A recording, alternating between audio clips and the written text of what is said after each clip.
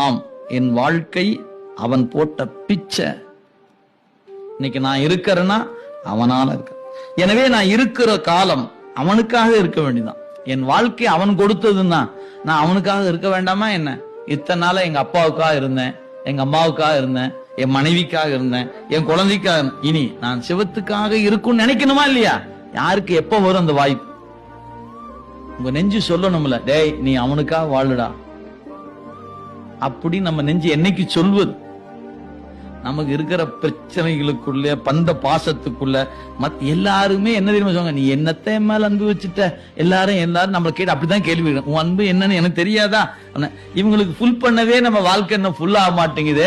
அப்புறம் நான் போய் எங்க போய் சிவபெருமானுக்காக வாழ்வது? தெரியல.